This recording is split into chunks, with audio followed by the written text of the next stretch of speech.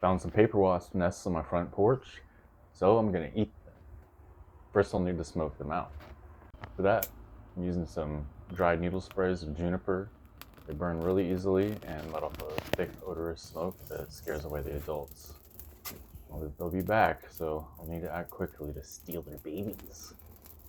Sorry for the poor quality footage. There were like 20 wasps swarming around. They smoked them out, but they bailed pretty quickly.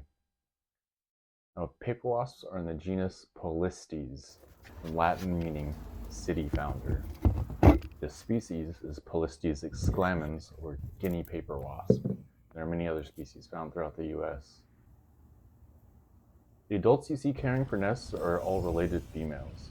They chew up plant matter and regurgitate the cellulose matrix used to build the nests, whose paper-like texture give the wasp their name.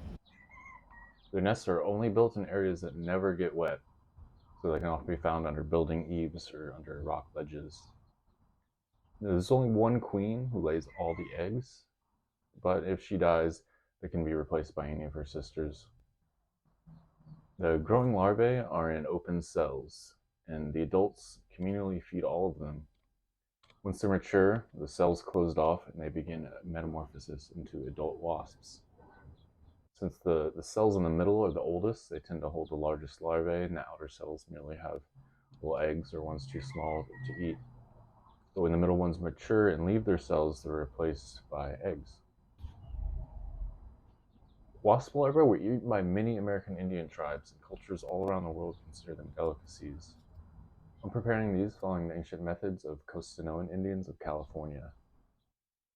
Whole wasp nests were roasted on coals, the larvae shaken out, mashed, boiled, and served with berries. I've prepared an even bed of coals using some juniper bark and wood, and I'm using a hollow giant reed stem, a rhododendron, to blow through to keep the heat even. Now, most large wasp species, such as yellow jackets, can be smoked out of their nests and their larvae made into a delicious snack. The Iroquois, Miwok, Costanoans, Yavapai, Maidu, and many other Indian tribes of California and the US Southwest were known to eat wasp larvae. Yellow jacket larvae were especially preferred. The Sierra Miwok had a creative way to locate the underground yellow jacket larvae or nests.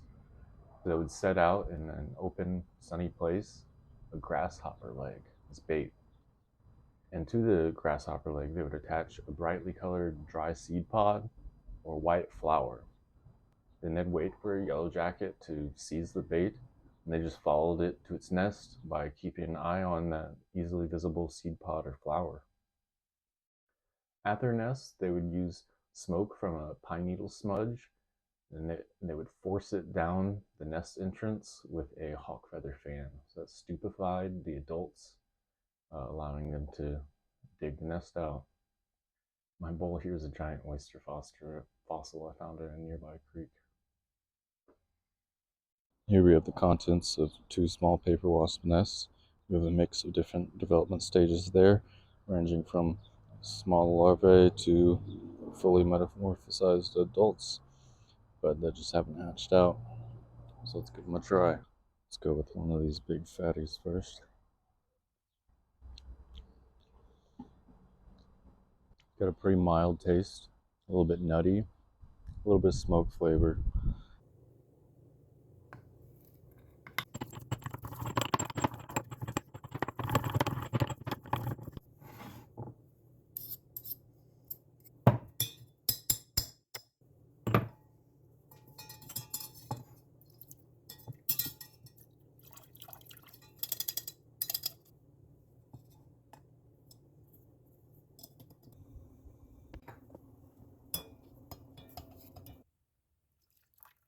Okay, let's try this. I'm actually kind of excited. It smells pretty good, and they were pretty delicious straight off the fire.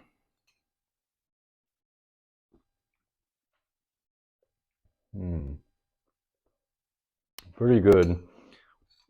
I might have put too much of the sumac berries in there, the powdered sumac.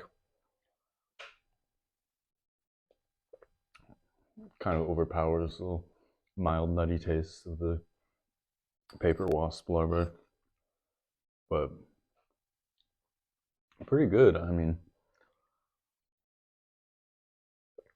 yeah, it's just still like nutty, and now it has like some sweet and tart taste to it.